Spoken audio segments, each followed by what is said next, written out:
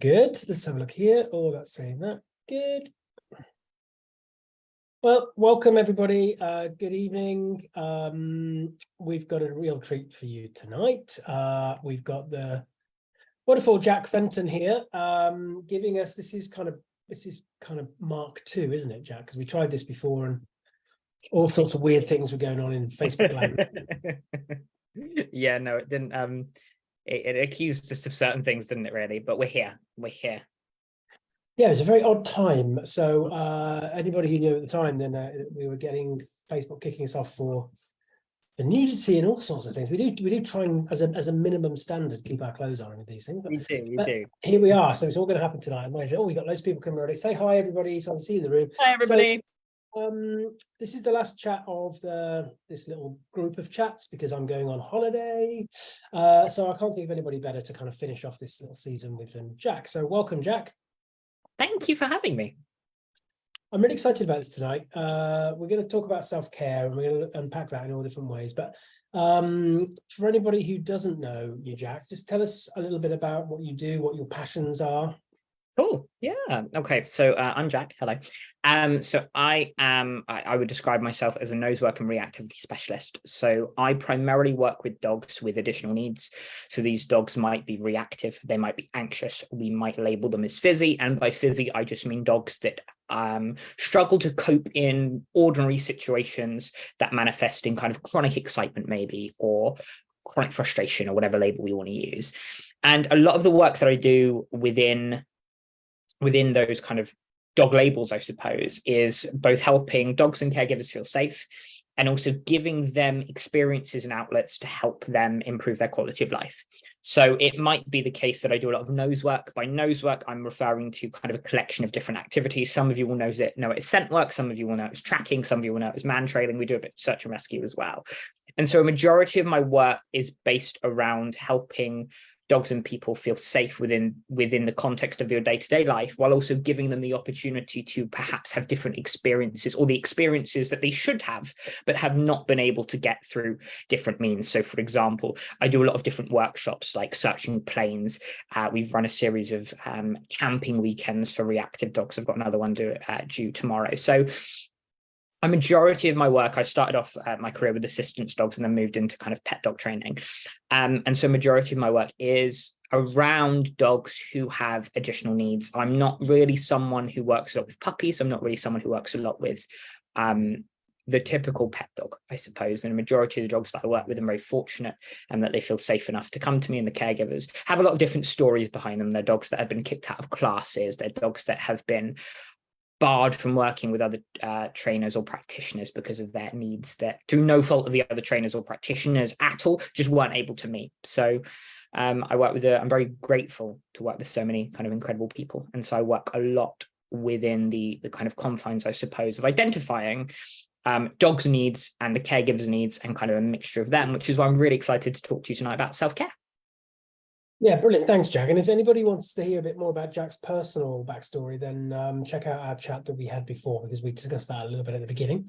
And of course, you do a lot of holding space for others with your own stuff, because I've just been on your platform, actually, with the Dog's Experience. And that was a really lovely opportunity for me just to kind of share my own story a little bit. So thank you for giving me that chance to talk about the dog sharing their stories. You gave me that chance as well. Sharon, I know you say you've just got a black screen. If you refresh this, I can see it on mine, it looks okay, but if you refresh the page, you might be okay, hopefully. I think it's looking okay on Facebook, my end, but hopefully you can find us there. Okay, yeah, so let's start this. So this is great. So self-care, let's start off with this then. Give your definition of what self-care is and the kind of foundational blocks for that, and then we can start to unpack things, I think. Sure. So I think for me, self-care is anything that a dog or person can do that is purely about themselves. There's not necessarily a specific outcome apart from feeling good, that leads to perhaps, when I say prolonged success in the future, it's something that is kind of rejuvenating, I suppose. It leaves the dog or the person feeling good, feeling perhaps motivated, and in a good headspace for whatever kind of the world will throw at them, whether it's from a learning point of view or just from an existing point of view. And what I would like everybody to do who's watching this is I want you to consider what your definition of self-care is, and then what you would consider the overall definition of self-care is in relation to activities specifically. Because I think the emotional element, if you ask anyone, self-care can be very, very different. But for me, I'm very interested in the activities angle, right? Because when we think about wellness, and we think about the wellness space, and when we think about self-care in general, I think a lot of people tend to skew towards what we would call the calm side. So when I think about that for people who are more inclined in that way for calm self-care, which by the way is not a bad thing at all, but it might be the case that they enjoy long baths and scented candles, or they enjoy curling up with a really good book, or they like to do yoga or meditation, all incredibly wonderful things. And I'm a fan of lots of those things myself. The reason why I bring that up is that I think that we can potentially, with our dogs, make the mistake of viewing their needs through that calm self-care lens, when in actuality, there's lots of dogs that I work with, and I'm sure practitioners here who are watching will feel the same, who have needs that, when we look at it, those calm, I suppose the way to view it is that those calm behaviors, those calm activities don't actually have the same impact as an activity that might be more intensive. So I know plenty of people who, if I said to them, we're going to sit and meditate for 10 minutes, 15 minutes, they go, no, that does nothing for them. But put them in a gym with a workout, which is far more intensive and not particularly calm, get them dancing, get them playing music, get them doing all of these kind of more intensive activities, and it has the same benefits as the calming one might for someone else. I'm personally of the belief that for our dogs, we have the same thing. There are dogs that I work with who categorically need to learn to rest, and they need to learn to chill, and they need to have activities that are calming, whatever that might look like. There's also dogs that I work with that need something intense. Their favorite thing to do is play man trailing, so on need search and rescue. Their favorite thing to do is hunting for a tennis ball. Their favorite thing to do is running amok through some brambles. We might not classify those things as calming, but I don't think it's fair to not classify those as self-care, because for some of the dogs that I work with and some of the dogs who I've had chats with about practitioners about some of their own cases, that is their version of self-care, that ability to be a little bit chaotic, be a little bit fizzy, have that intensive outlet. And I think it's an important conversation, because I think that as practitioners, Andy, we can look at dogs that are overly fizzy, overly excitable, whatever label we want to use, and we can think that what our aim should be just to calm them down, to get them to sit still, to get them to think and focus. And even if we're not going at it from an obedience point of view, right, you will sit and you will stay calmly in the coffee shop. I always wonder if the question we should be asking is, if our goal is to have a dog that's calm, surely we should ensure that they have an outlet to be not calm too. And so one of the ways that I do that is any dogs that I work with, is I have a general kind of, I ask two general questions, and this isn't necessarily for dogs who are anxious, but it's a good question to ask as well. I'm always curious, if you took your dog to a field, just an empty field, and you sat on a blanket, what would your dog do? They can be off lead, they can be on lead, whatever. What do they do? There's no input necessarily. We will say it's a relatively quiet field if possible, maybe a secure field. There's stuff going on, but what do we do?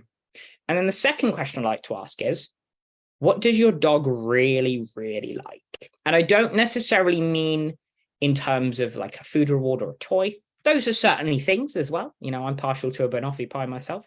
But what I think is interesting is that when we unpack lots of dogs, they have an activity. And that activity might not be as simple as, I don't know, chasing or digging or chewing. You posted a really interesting article recently, didn't you, about chewing and how that works for dogs behaviorally. But it can be more along the lines of, they enjoy running through the water at the beach. They enjoy running amok on the sofa. They enjoy hunting for cheese, specifically wedged in different spaces. And I find those things just as interesting as the conversation about can a dog cope in a field, because I want to know what actually makes dogs excited. I want to know what my dog would get up for in the morning. If I said to them, hey, and we could have a more open dialogue where they could talk to me, and I said to them, hey, what do you like to do? Like your perfect day, what would that be? What would get you excited? I want to know. And sometimes that isn't a thing that we can implement completely, right? Like lots of dogs imagine if I said to them, what would you like to do? It goes, I'd love to catch a bunch of squirrels. Well, it's probably not going to go, that's not really what we want. We don't want to massacre the squirrel population.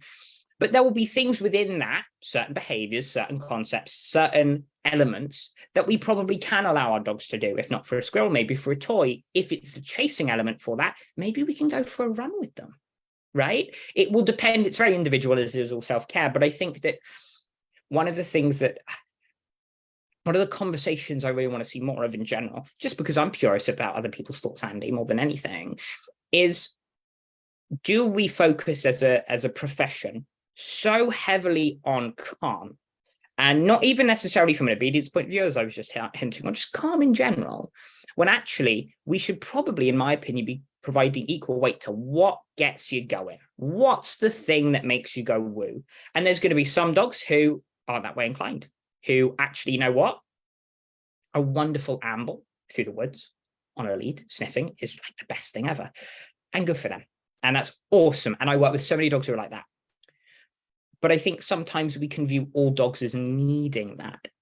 And I think that that's unfair, because I think there's so many dogs who are pegged into the wrong box because they go, well, okay, because you don't fit that mold, even if that mold is coming from what we perceive to be a needs-based approach. You don't fit that mold, so we need to work on it. We need to improve it. We need to change it. Or maybe we just need to let our dog run in a secure field a lot. Or maybe we just need to go for a run. Or maybe we need to do some agility with them, or things like that.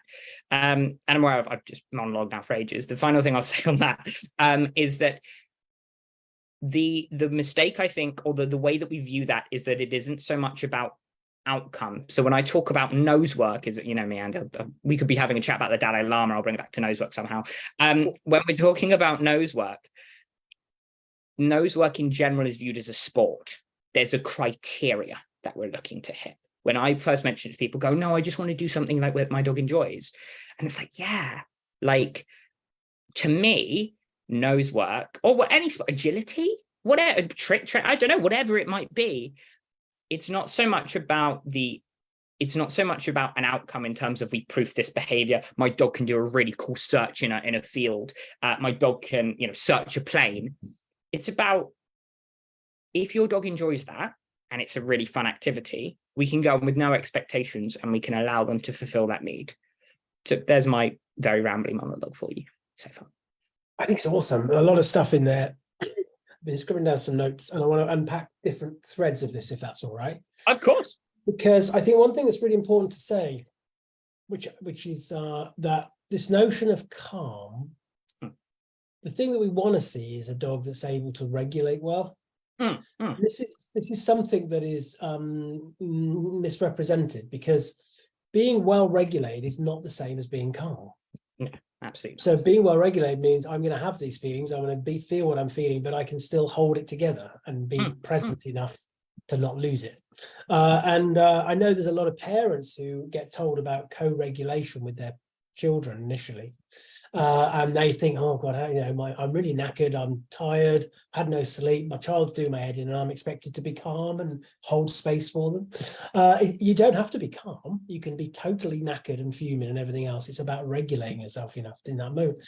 So I think that's an important discussion. So this is really cool. So, and I think it's so important, Jack, because when we think about the effects on the dog's general mood state, ability to have an optimistic outlook on life, a lot of that is about them being able to represent themselves in these different ways, the things that they need to kind of do. And we discussed off air about the notion of hedonic budget, and it kind of fits into that. So if anybody who doesn't know about the reference of a hedonic budget, it's all the activities that the dog needs to kind of feel happy and content, and the time allocated to do those things. It's the things that we all need, that we all need to have a positive hedonic budget.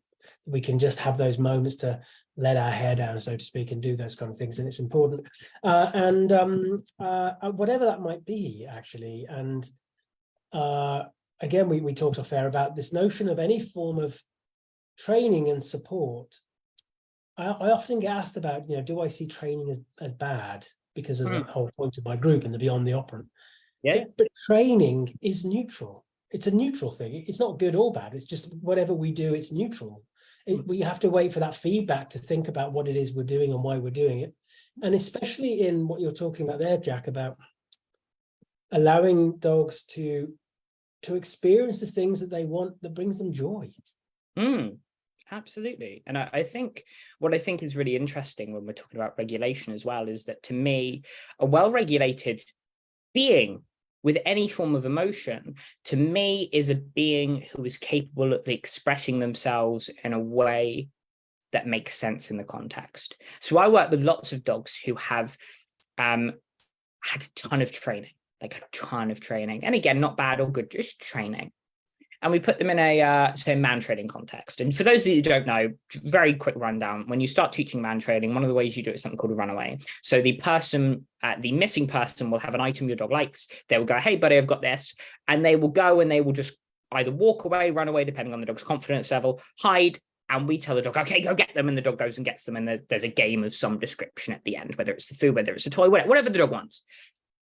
So many dogs, when we first do that, can't do it because they've never been given the freedom to just go.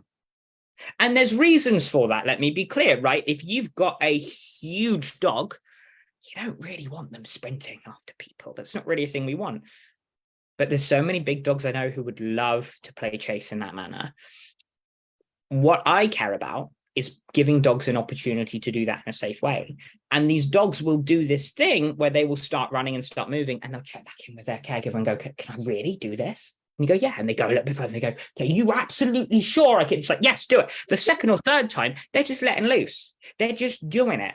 And you can see in their body language, you can see in their behavior just how much fun they're having. And it's very context specific, right? There'll be someone watching now who will go, well, that's all well and good. I couldn't do that with my dog because X, Y, and Z. And that's totally fine. That context might not be right for you and your dog.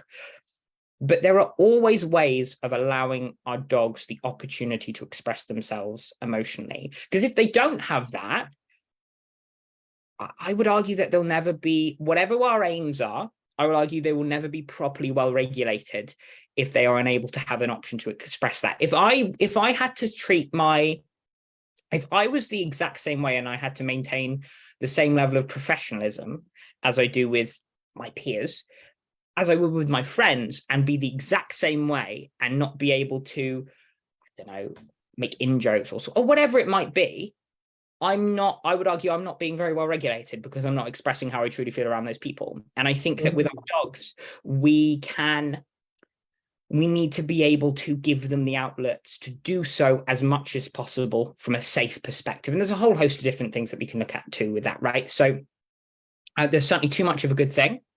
Yeah, so everything in moderation is great. With the man training example I was giving, do I want any dog I work with to chase every person with something they're like down and try and get it from them? No, God, no. But in the context of that, as an outlet for a dog that wants to run with people and chase and play with a toy and do those things, yeah. Do I want my dog to scavenge for everything they find in a bush? No. But if I've thrown a tennis ball in there and they're really excited to go in and get it, well, that's an outlet for that behavior.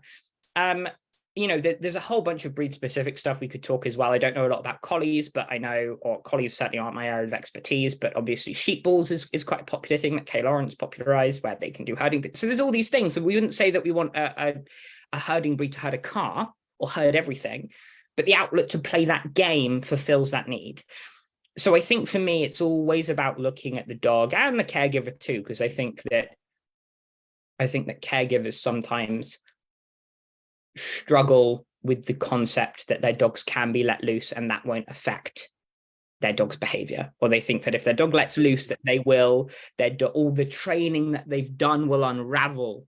But that would be a bit like saying that if you have a really good professional career, and this is a very strong example, but if you have a very good professional career, let's say you work in an office and it's very prim and proper and serious, and then you go to a nightclub and you dance, does that then take away from the work that you do in the office? Well, of course it doesn't. Those are two very different situations. You're still the same person, but we wouldn't sit there and go, well, you danced at a club and oh God, look at you. Well, I'd hope we wouldn't anyway.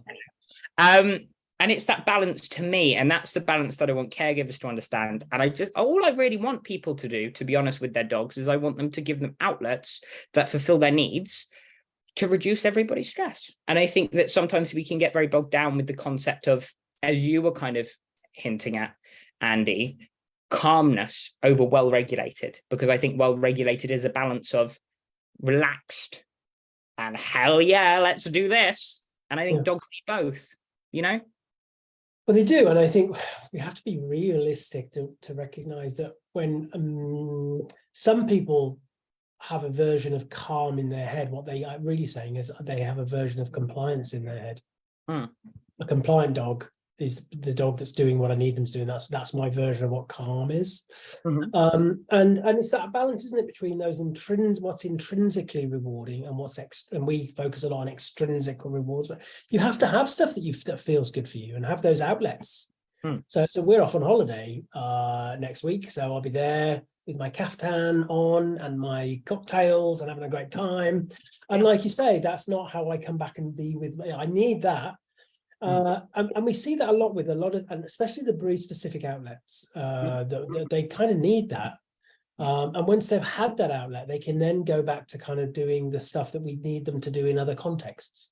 Because context is king or queen, it depends which one you want to do. But it's true, because and dogs are really good at context, actually. Yeah. I always use the example of dog with a ball thrower. I know ball throwers were a big thing a couple of months ago. But I always use the example of when we're thinking about an outlet for me isn't necessarily something that occurs all the time. It's context specific. So I would not sit here and say that sniffing in general is an outlet, it's a need. Right? So I would not sit here and say, right, I'm going to restrict my dog from sniffing. That's ridiculous. But if I have a dog who really likes tennis balls, really finds that fun, I wouldn't have them hunting for tennis balls for hours and hours and hours, because that's not a need. That's an outlet, and it fulfills a need, but that itself isn't a need, if that distinction makes sense. So when I think about dogs with, say, tennis balls, because there's lots of people who either love ball launchers and love throwing tennis balls for their dogs, and there's people who abhor it and they go, absolutely not, because of X, Y, and Z. And all of those reasons are completely valid. I see both sides. My kind of thing, whenever we look at a situation like that, is if your dog has an addiction, is it an addiction to the activity, or is it an addiction to the context the activity takes place in? There's some dogs I will work with who we get to an open field and they turn and they bark. The reason they are barking is because they are expecting a ball to be thrown. That's a very different thing to me than a dog being obsessed with the activity of the ball thrower. Because what we could do is we could take ball thrower, perhaps bad example, take a tennis ball, for example, and we could use that tennis ball in a way that isn't fueling an addiction, that isn't a repetitive behavior over and over, but the dog still gets the tennis ball and gets all those outlets. If I, for example, one of my favorite active search games to play with a dog is that we will, if they're happy to, hold their harness or their collar very gently, and we will throw the tennis ball will go land. And the moment the dog shows any resistance, the moment the dog pulls, the moment does whatever, we let that dog go, and we let that dog go and get that tennis ball. And that tennis ball might roll into a bush, it might roll down a hill, whatever it is. And that dog zooms off, goes and plays that game, comes back. Maybe they bring the tennis ball back. Maybe they don't. I don't know. That might not be what they want to do. But that need is then fulfilled. And we play that game, and there's lots of gun dogs specifically that I get people to play that game with. And then the tennis ball goes away and that game's over. It's about moderation. But I would also say if someone brought me a dog who was chronically obsessed with a tennis ball, I would not necessarily then say, well, let's take away the tennis ball. I would say, let's see if we can find a way to fulfill that need without it becoming a chronic addiction, or that aspect of that kind of behavior and that consequence becomes a huge thing, if that distinction makes sense. Because I think that, to me, if a dog has something that they like, provided it's not killing them, I think that we can probably find a way to incorporate it into their day-to-day, or it's not either killing them or it's not harming the environment or the community that you're in, right? Like, obviously, there are lots of dogs, I used the squirrel example before, that would love to chase squirrels. Well, it's not really fair on the squirrels, or would like to chase a cat. That's not really fair on the cat. So I wouldn't then say, right, what we'll do, well, we'll pick a cat up and we'll pop a cat in a bush and we'll send a dog in to go and get the cat, because that's not fair. But it's a varied topic with, I think, a lot of nuance. And I think that every dog with it, like with people, is so different. You know, if I put dogs that I work with, if you put 3 of the dogs that you work with, Andy, in front of me, and we had a discussion, even if the outcome of, I don't know, their outlet involved chasing, for example, what that looks like for each dog, the context it occurs in, what the end result of that, the consequence of that for the dog. Do they get something at the end? Is it just the act of chasing? Is it that the environment, do they like running through the sea? Do they like running through the woods? All of those things are different, even if the behavior itself is similar. It's chasing, it's running, it's sprinting. So I hope that's making sense. It is, and I think that brings us to a nice little bit, actually, because like you say there, every dog's different, and I think if we're going to really think about what self-care means for the dog, we have to step back and look at all those different parts of the dynamics, because when we think about the 3 words that come to mind for me, the good old relief that I talk about a lot, whether or not this is forming part of a more wider relief-seeking thing for the dog that they need to do. What is it that they're actually seeking to do? And this is bring us into the whole PANSCEP side of things, and when those seeking circuits are up. And of course, when those seeking circuits are up, it's already predicting an outcome. What is that outcome and what is it predicting? Because we feed into that a lot by artificially messing with a lot of that stuff, which is what you're talking about there with a dog who now becomes ball obsessed and actually can create huge frustration then with anything they do, because those outcomes aren't actually relieving what the dog is actually seeking underneath a lot of this stuff. So how do we look at that then? How do we think about, especially those dogs who might be engaging in things that are not particularly healthy for them, when we want to try and find out what is it you're trying to express here? How can we find different ways to get you to express it in a way that is healthier for you and is more likely to be back into the range of self-care? And what is it we can do with a dog from a relatively neutral standpoint? There's 2 questions about learning what their self-care requirements might be, how we find out what it is that's going to be part of that hedonic budget that we talked about a minute ago. Sure. So I think for the first one, it's really about kind of what you touched on, identifying what the actual need behind that behavior is. So if I could give an example from the camping weekend I just ran. So for a bit of context, I did a big camping weekend with all my students, bunch of workshops, all staying in one campsite. There was a decent, about half of the dogs I would label as fizzy, reactive, anxious, additional needs. And one of the things that I found really interesting with the dogs who I would specifically describe as fizzy and anxious is that when they encountered a situation that not necessarily they found stressful, was a lot for them to process and think about. These dogs have a lot of outlets and their caregivers are incredible and give them lots of options. The one thing that worked incredibly well is going for a big run in the local secure field. That was massive relief. And I think that that's a really interesting point, because I spend a lot of time working on emotional regulation and discussing those things the same way you do, Andy. But one of the things that I haven't really spoken about is just the act of allowing your dog off to run and just go. I talk about it a lot in the context of an activity, a release for that, like man training, whatever it might be. But the thing that seemed to work really well, the thing that seemed to be the most therapeutic, and I should clarify, the dogs weren't necessarily stressed. It was just a lot for them to think about, right? There's lots going on.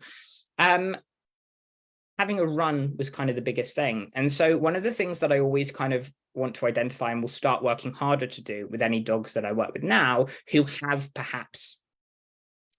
are expressing some behaviors that we kind of want to redirect or we're not a fan of is, are their basic needs being met from both a relaxed and a kind of calm side? So we talk so fervently and quite rightly about sleep and how important rest is. I also think from an equal playing field, and some dogs aren't this way inclined, but, when was the last time your dog just went for a really big run in a field, like a secure field? When do they just go? Do they need that more, right? Because for lots of our dogs, who have additional needs, they might not have the outlet to do that because they might be on a long line or they might need to be kept on a short lead or for a whole host of reasons. How often do they just need to run? And so that's a question that I need to ask, and is something that I learned from that camping weekend.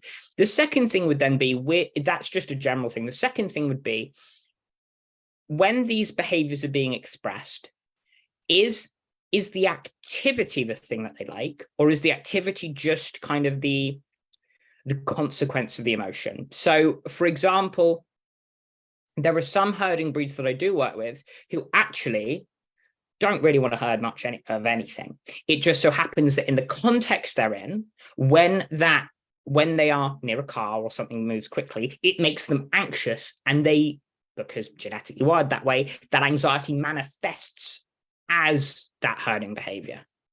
So to identify, is it just an emotion thing that comes out in a specific way, or is there an element of the activity that is needed, right? Because there's some dogs that I work with who I will try doing an activity with, and I go, you like this activity, but that's not really helping as much as we would think it would be with that. Right, okay, let's go back to just the emotional side. Maybe that isn't the thing. So that's one thing I would say. If it is the activity, what I would then be looking at is what are the elements of that activity. So when I think about destroying things in the house, as an example, well, what is that? What could be the three things that kind of fuel that? Well, the first is just the act of destroying something is fun, right? Like the amount of times I was a child, honestly, my parents used to give me a cardboard box. It's like, hell yeah. And I was like, yeah, let's stomp on it. Let's do it. Let's do all these things because it's fun to test stuff, right? That can be it. The second thing is, I'm trying to think of a way to word it. Well, the second thing can also just be connection, right? Like if I destroy this, my mum and dad comes over and we have an interaction. Might not be a good interaction, but it's an interaction. So is the goal of that perhaps to elicit some form of attention and to engage and create an engagement? And the third thing again might be more breed specific. So if my little Frenchie, when he tears stuff, he rags it. So he doesn't go in and just rip. He will have, say, a piece of cardboard and then he'll rip, which is different from a terrier. Boom, boom, boom, boom, boom. So I then go, okay, within the context of that, what element of that is there? And then it would be about looking at those three things and going, are any of them more important? Are they all relevant? So if it is just, for example, the act of destroying stuff, the really easy answer is we're going to have a structured destruction time. So once every few days, we're going to go out and I'm going to set up a little cardboard thing for you with a bunch of food, and we're going to sit there together if you're happy to, and you're going to go and you're going to destroy it, and I'm going to spend some time with you. I'm going to talk to you while you do that. Or it might be the case that actually when we're doing that, there's some dogs I work with who we play something called the sandpit game, where we bury something in the sand. And the person will have the dog in the house and they go, I've got this, and they'll go and they bury it under the sandpit or dirt or whatever. And then they go back in and they let the dog out and they go over together and, oh my God, what's this thing that we found? And then they find the thing and then they run around with it. And oh my God, this is the best thing ever. And for some dogs within that space, it's just the caregiver going, you really want to destroy a shoe? Like a shoe? Well, I've got this old, okay, let's destroy this shoe together. And they fulfill that need. So, and some dogs aren't like that at all. And some dogs actually, the act of what they like to do is they like to be sneaky. And sneaky, I don't mean in like an emotional way. The game is, oh, I've left this, okay, I'm going to take that. I'm going to go in the garden. I'm going to bury it. And there's not, from a guarding point of view, they just like doing that. So you go, I'm just going to leave this piece of cardboard here and I'm going to leave the room. And then I'm just going to keep an eye on, yep, you've done that. And they go and they do that.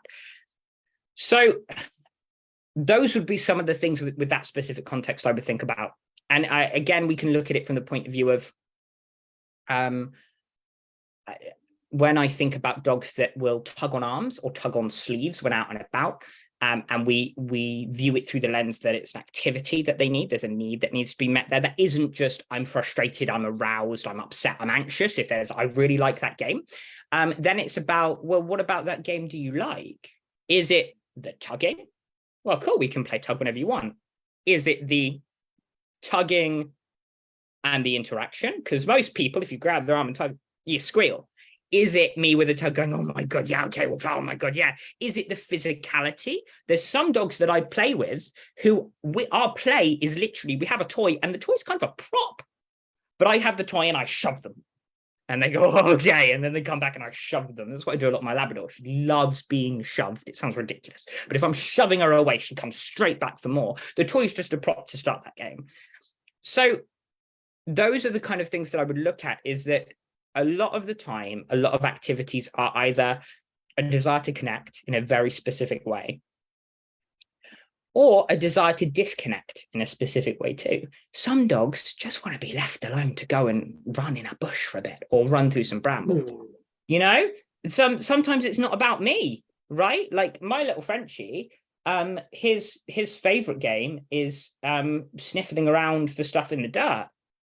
And the part of that he likes is being left alone. He doesn't need me to do, and we do a bunch of nose work together, and that's part of an outlet for him too. But sometimes he just wants to go and just wander and sniff. I'm like, cool. And that's what if I went with him and I was like, Kevin, what are you doing? Hey, oh, such a good boy, Kevin, you're doing such a good job looking for that cat poo. Oh my God, I'm so proud of you. He'd be like, can you go away and leave me alone? Yeah. So in the exact same way that people are social and like group activities, some people love going to the gym with people. They go and do like a gym class. And there's some people who just want to work out by themselves with music on. I think that's another thing to keep in mind as well. So that's that with that. I don't know if you have anything to say on that before I answer your second question. No, yeah. I think I can't stop thinking about hearing you talking about how often, without really meaning to, we restrict so many aspects of what the dog does and can and can't do. And some of the stuff that they just want to do as part of that self-care, the silly stuff, the freedom to just do or not do. We restrict that so much in everyday life for a lot of doggies. And, you know, we've got a private hire space that I use for seeing my clients, but I also go up. We went up there for our anniversary the day. Actually, we took we had the Afghans with us, so we took all the 6 dogs up. But we go up there quite a lot because even though you know, our 3, we could go pretty well anywhere with them. Just to go into a space where you literally don't have to worry about what they're up to. They can do anything they like. There's no expectations, no rules, and it's really interesting, especially seeing Harley, our black lab.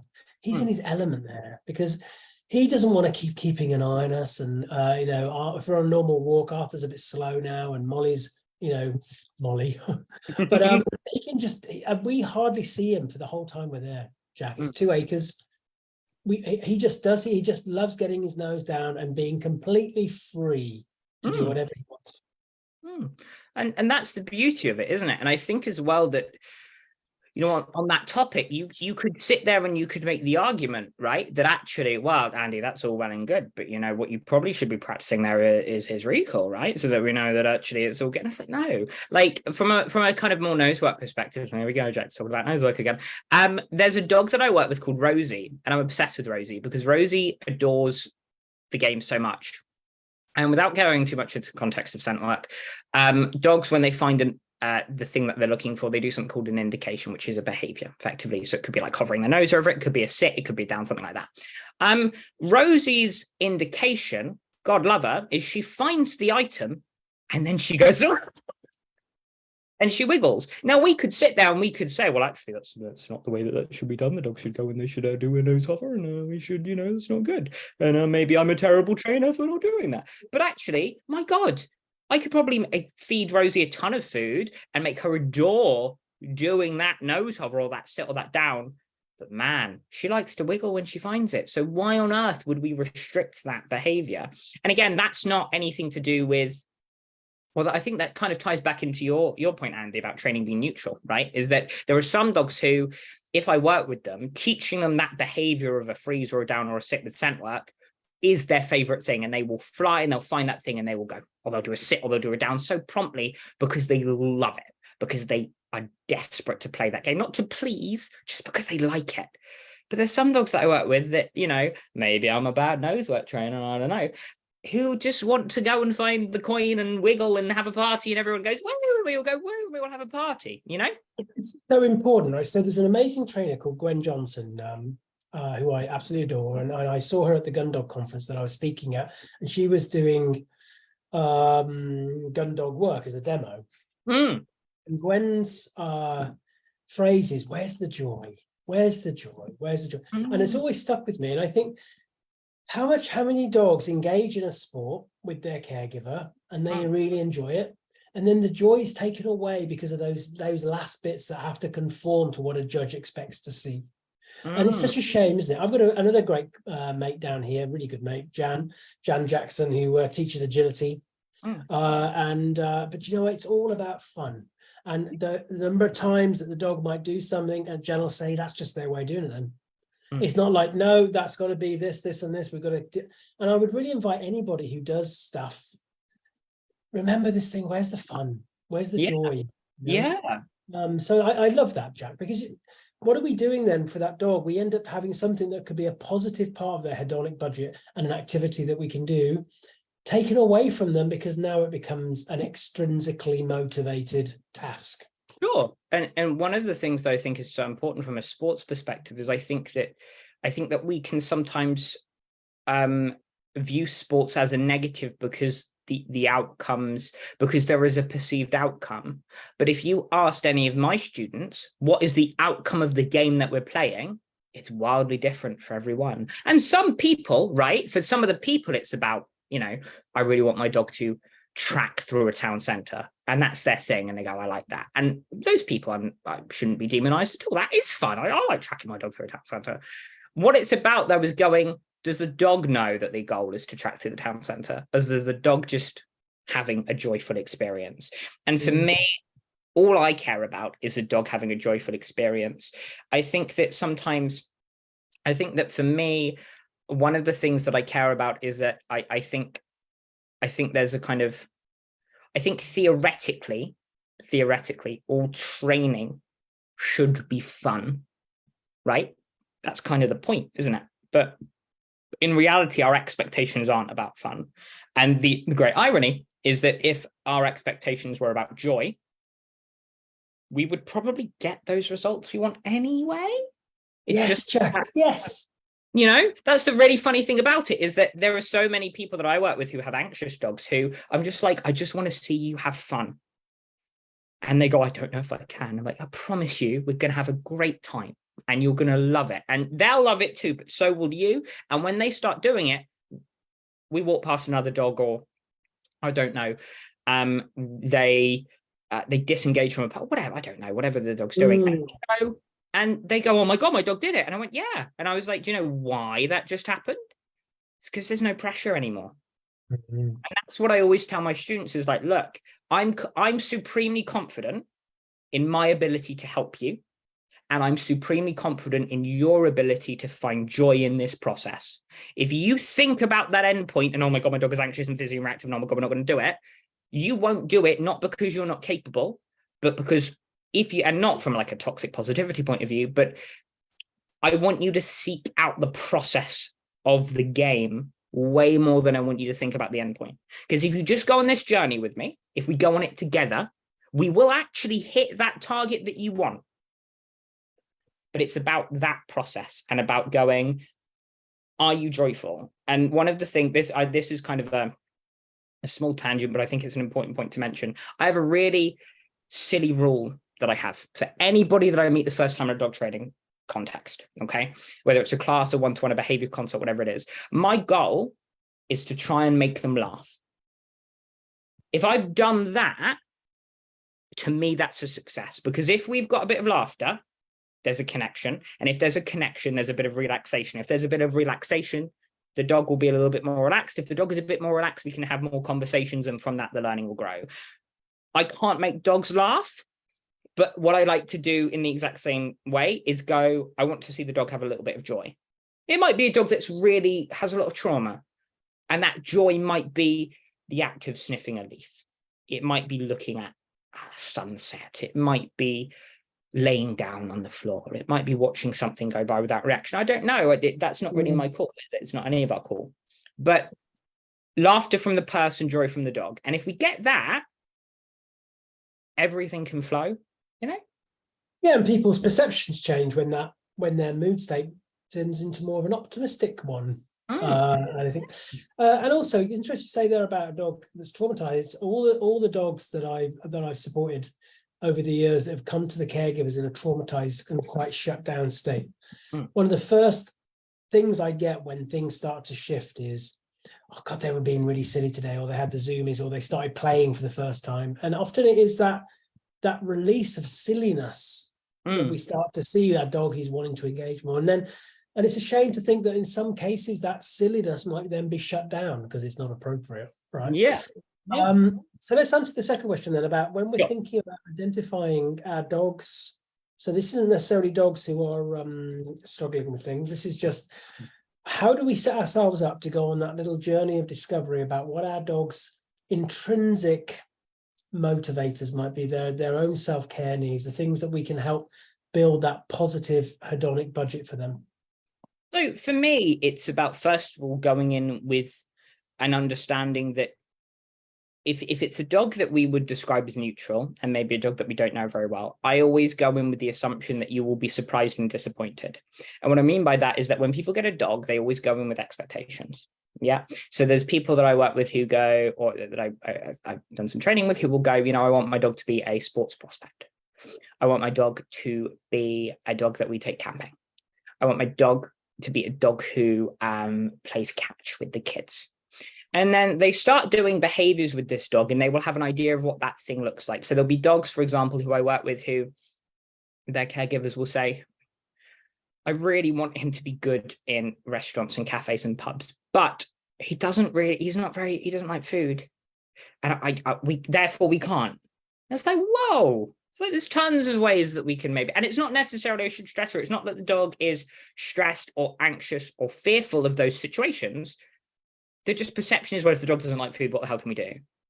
Or there's dogs that I work with, a lot of overseas rescues, who their caregivers will say, I'm really desperate for them to play with toys. I just really want them to have that natural dog experience. And it's a bit like, to me, that's kind of a bit like saying, you know, oh man, I want that child to have that natural child experience of playing football. Well, there's plenty of kids that don't like football, but like reading or the cinema or a different sport. I don't think it's fair that we can sit there and go, that's not the natural dog experience. What that is we have, as a society, as a culture, we have a standardized view of what a dog should do. We have a standardized view of what a dog should be. And that has some good points and it has some bad points. It's very stereotypical. But one of those things is dogs should like certain things. My dog, Kevin, hates the sea. Oh my God. My Labrador, oh. But I also work with lots of Labradors who don't like the sea. And people go, I really want my dog to learn to love to swim. And it's like, what? Why? He doesn't like swimming. Like, it's fine. But he might like, I don't know, going in a river. So it's about going in with no expectations, but also preparing to be surprised. There's some dogs when I'm doing, here we go again, nosework, where I will go and I'll look at them and I go, you're going to love man trailing. You're going to love it. And we do it. And the dog likes it. But I'm like, oh, that didn't really hit you the way that I thought it would. And then we do some tracking, which is just following human scent, ground disturbance, find an end article. Think police dogs looking for stolen property. And they love it. And I go, okay, wow, I'm actually kind of blown away by that, because I made a judgment on your breed and your temperament. Fine. There's some dogs I work with who, you know, we go, okay, we're going to move you on to a scent, you know, like a proper scent, like a big boy, big girl scent. And they go, I actually just want to keep looking for cheese. And you go, okay, yeah, fine, cool. All right, don't bother me. So I think it's about being surprised. I also think it's about trying things, but trying things without pressure. I think if we took, I'm making a lot of comparisons to children, but I think it's apt in this context. If you took a child to any club, after school club, any activity, and you turn that child and you went, just to let you know, I want you to win first prize at this. Okay, go have fun. Most children would go, what? Well, I'm a bit, now there's pressure. Whereas I just want you to go play and just do something. Most children go, okay, well, you know, I'm going to go do that. With dogs, if anyone turns up to my nosework classes and I go, what do you want to do? And they go, I want my dog to do really, really well. I'm like, awesome. They totally will. But first, let's just make sure they enjoy it. And they do. But it's an important conversation to have, and it's an important conversation to have with ourselves. And here's me being very honest. I think if I got a dog and I was like, okay, we're going to do man trailing, and my dog didn't like man trailing, I think I would be gutted, because it's what I do. But then I'd have to swallow that and go, okay, we'll find you something else that you do like. Yeah. And it's about looking at enjoyment, isn't it? It is. And I like the analogy with kids, especially because I remember my little nephew who went on that kind of thing. So there was a big sports hall, and there was like a basketball over there, and there was a football over there, and there was a bow and arrow, you know, for like archery. He was only little. He was drawn to that bow and archery, but the bow and arrow. He could hardly hold it, Jack. He couldn't get, he was getting the arrow in the wrong way around, but he kept going back to it. Yeah. So what that told us was he was drawn to that. He didn't have the skill set yet. And then he went to lessons and he learned the skill set and he became really good at it. He had an aptitude to it.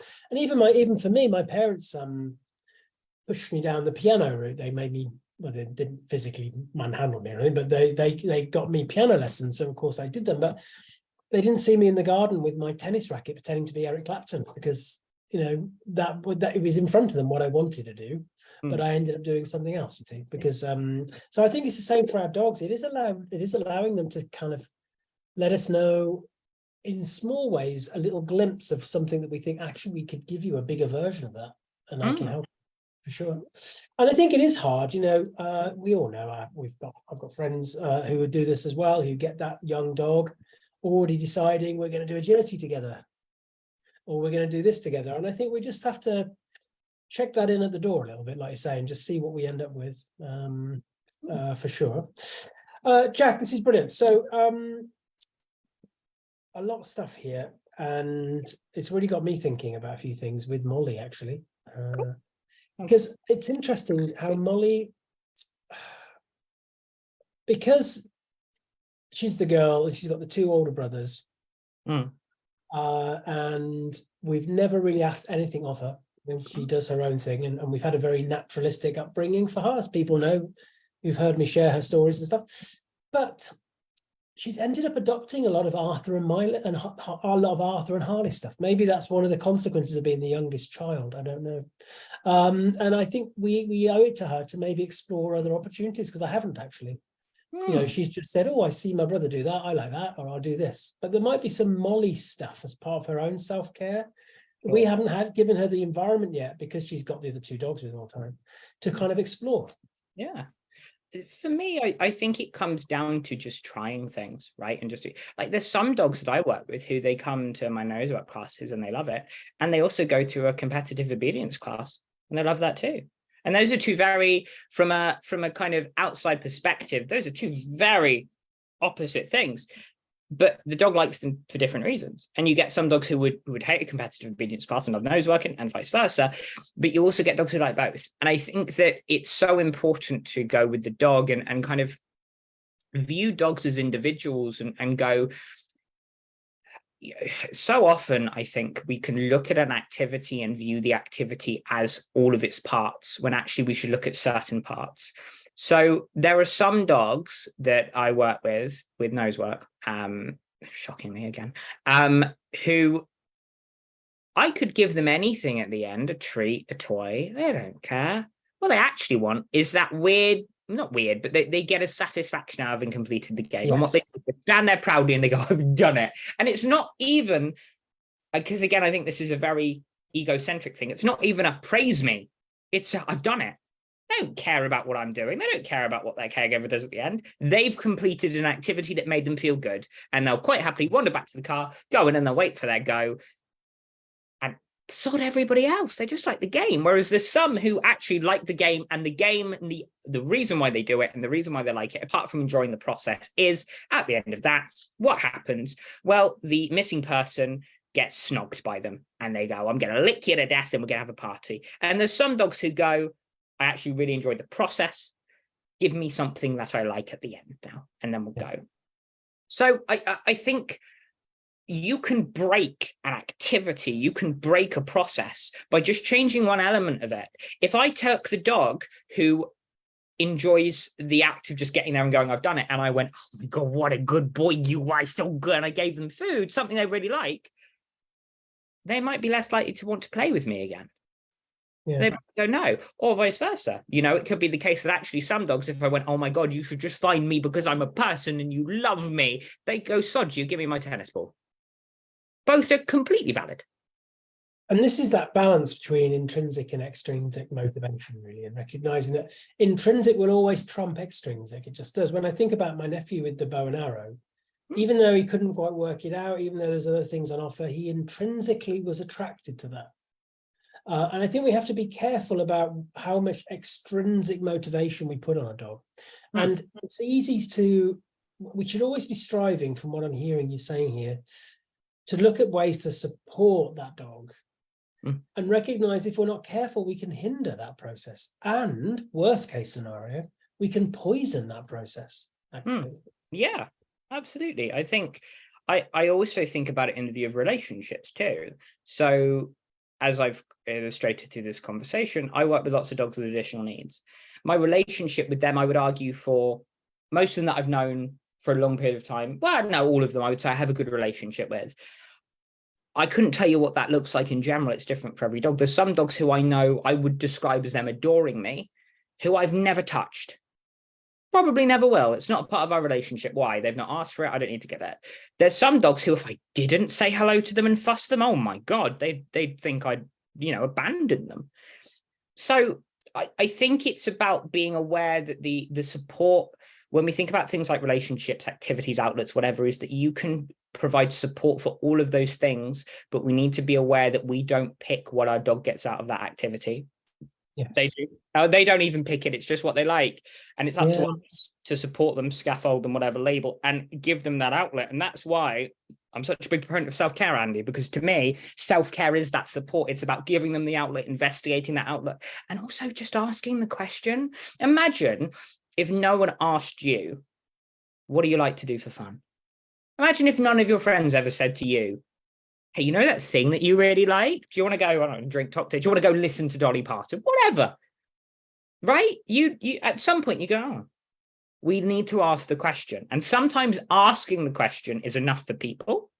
And sometimes it's enough for our dogs. And then if we follow through with that, that's when magic happens. And that's when a lot of, if I've ever been successful in anything to do with my job, it has been down to the joy of the caregivers and the dogs and the union of that support for both of them, which has allowed them to kind of propel forwards to whatever arbitrary goal that we have set, I have set, they have set, whatever it is, which they, again, and the beautiful irony is that they hit it. It's just when thing on that. That's kind of the cool thing about it. This is what I'm hearing you say there is a really important part when we think about the notion of teaching frustration control, impulse control. Again, we tend to look at these things when I hear people talk about those things in the moment. I'm going to do an exercise now to teach this dog to have better impulse control or frustration control. But actually, it's about looking at the macro picture, really, because what you're saying here, if the dog's needs are met in other ways, they will cope better with the frustration of that. They'll cope better with the inability to do that thing now because they've got enough in the tank to do it. Yeah. Just a quickie before we finish, Anna asks about whether you can explain how to know if a dog is regulating well. What does that look like? What are your thoughts on that?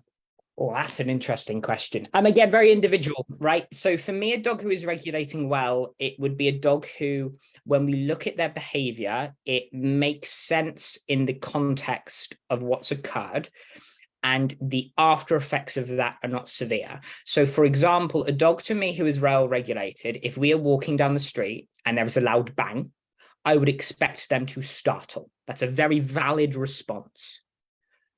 What would then not perhaps be a well-regulated dog is a dog who's spinning and barking and lunging and can't cope and then can't settle for the rest of the day.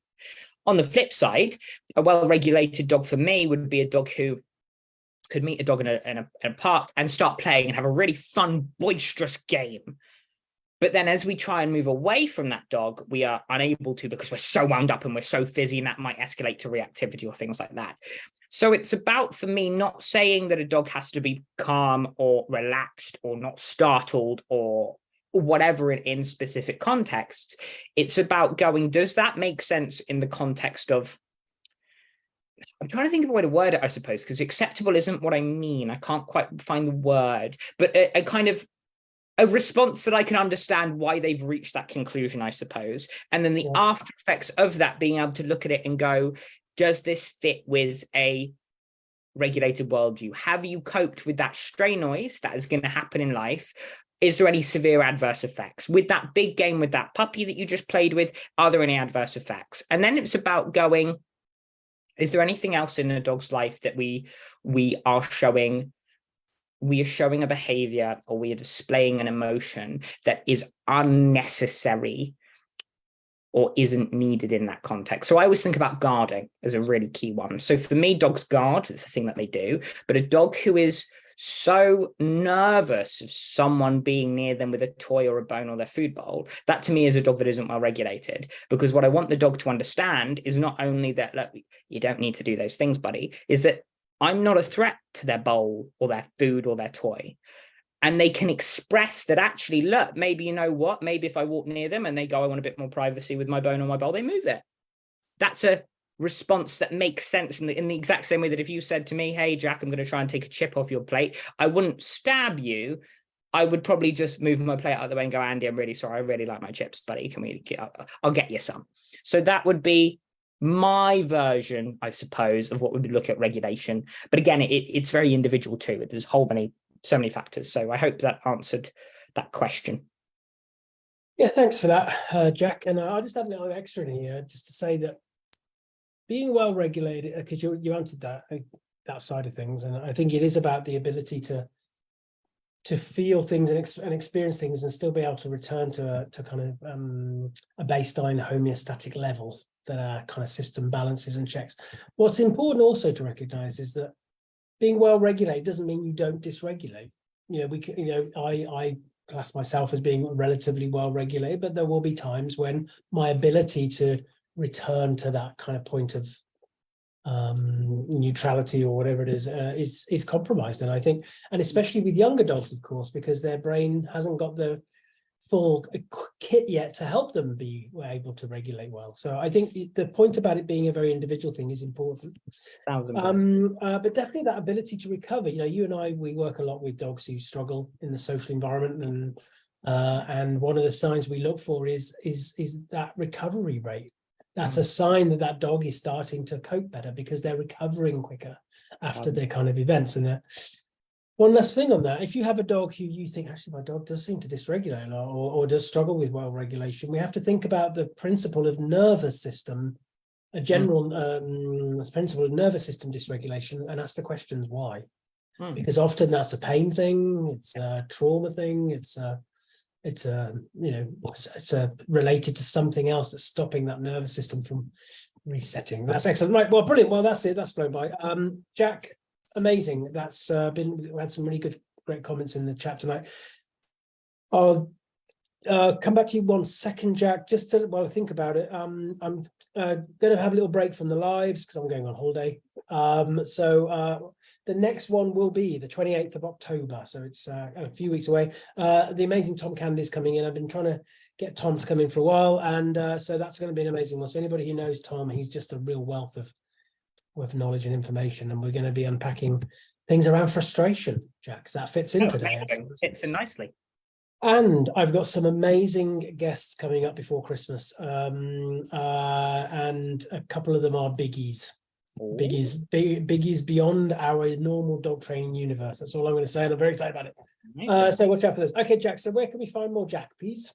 Find more me. So best place probably is my Facebook page, which is Jack Fenton, the Dorset Dog Trainer. That is where I post a lot about the different events that I've got coming up. So if you've enjoyed this conversation and you'd be interested maybe in some of the training camps that I'm talking about, we'll be running a number of those next year that people can email me about. But main place would be that. You can also look at my website. So I've got the www.thedorsetdogtrainer.com, which is my general one. And then for dogs that are a little bit more anxious, I have my www.anxiousdogacademy.com website too. So those would be the 3 places I would say.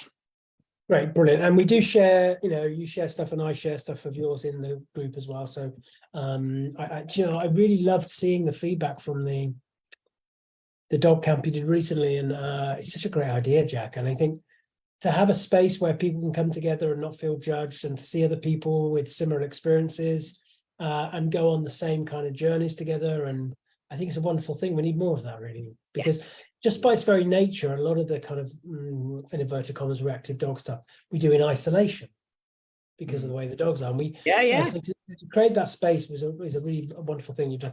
Okay, well, thanks everybody. Look after yourselves wherever you are, and thank you, Jack. It's been amazing as always. No worries. See you guys soon. Bye. Bye.